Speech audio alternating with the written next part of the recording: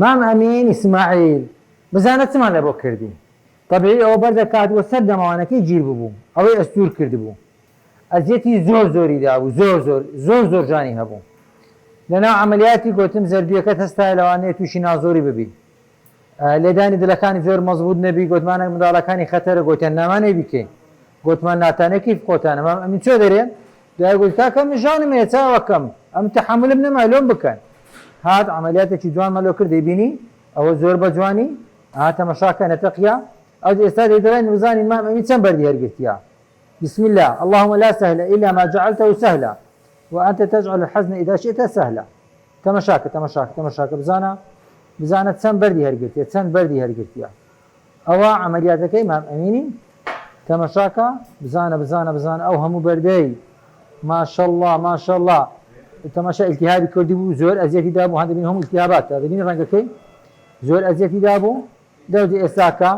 چێ دەزانی ئەوە چەند بەردە ئەوە بەردەکانمان دەبی لە بۆ بژمێرین بزانین چەند بەردە ئەوەی لە کۆمنت زانی چەند بەردە لەگەڵ ژمارەکان تەواو بوو خەڵاتی دەکەین تەماشاکەن ئەوە هەموو بەردەیە ئازارێکی زۆر دەرێم خۆشبەختەوەی بەشدارە لە مێهرەبانی خۆشبەختەوەی پشتی خێری هەیە کە یارمەتی ئەو عملیاتانە هەمومان دابەزان عملیات لە مێهرەبانی بەڕاستی مێهرەبانی هەرچەندە پارەی دەدەن بەس پارێکی ڕەمزی دەدەن پارەی بۆ چکا برێگوتێنی بەردی 10,000 دینارشان لە ڕاناوەستیتن هەرزانتر ڕادەوەسی لە 10,000 بەردی لۆیەکە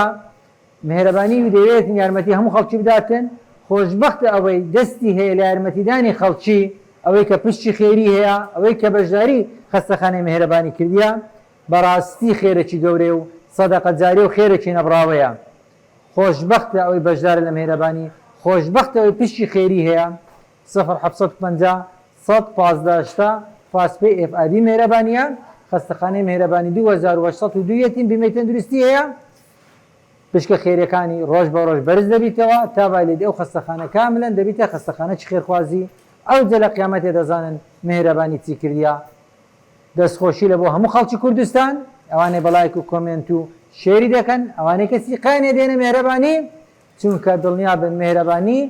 لە ئەنجام ئامانجی خزمەت خێرخۆشیە هی هەمووانی لە بۆ هەمووانی بەبێ جیاوازی خوای گەورە قبوڵی بکە ئەو ئیشە جوانانە خوای گەورە بیکاتە تێشی قیامەت لە بۆ هەمومان هەموو بەردەکانیتی ئەو بەردە سپیە لەسەر دەماوانەکەی گیر بوو ئەو بەردە سپیە تێدەگەی لێنە دەگەڕا زەرداوەکەی بڕژێتن ئەوە پێی دەرێن میوکۆسیل یعنی پڕ ڕێوەڕاوەکەی ژیرا بوو ئەو بەردە سپی دەبینن ئەوە لە دەماوانەکەی گیر بوو لێ ڕەنجیشی ها سپیە ئەوانە لەناو زەرداوەکەی مابوون لە ژۆرێکە عەسەر ببوون ئەوەی ئیسلامی لە مێهرەبانی بمێنن بەسەلامەت پارەوە هەستم پێ کرد بەردم هەیە چووم فاسم کرد دکتۆرێکی برادرم هەیە لە خەراتی نوێ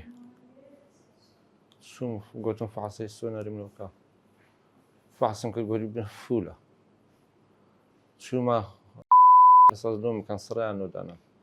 3,000 تەعزیری کردمەوە وەڵامی سون لە بخوار گوتم وەڵانە پێش بمرم نایکە هەتا ڕۆژ جومعەی کفتەمان هەبوو کفتەمانەوە پێش جومعەی بوو کفتەمان هەبوو ئەمی زۆر مەرە کفتەیە وەڵا دووقڵم خوارد نازانم ئەوە ڕاست لێدام دەستی بەژوانێک هەتا ئەو ڕۆژ عملیاتی ئازار لەسەر ئازار هەتا چوومە بن عملیاتی سەرخوا خێری بنووس لەبەری لە مزدن نەزاتیدا ئەگەر دوو ڕۆژکە نەم کرد بەردەمەردم نەمزانی دەزانم چ ئازارەکەم لە ناو هەنایی بوو ئەوە تە چیژمە دەزانی جمعی هەتا هاتمە بن عملیاتم بەس ئەوم خوارد ماست و خیارم خوارد نەدەوێرام هیچ بخۆم هەر شەشی خواردبام یەکسەر لەناو ئێرەم لە بە گرێش 176 بەدیشم لەناو هەناییدا بوو ئەم گۆ خوای ئێرەم لەوە نەقورسە ئەم باری قەڵا بەشم لێ بوو داافکە دەستان خۆش بیاڕۆبی خوا خێرین گوژ بنووسی نازانم گۆ لێ بوونیانە بەس خوا خێتان بنووسی ئەلمی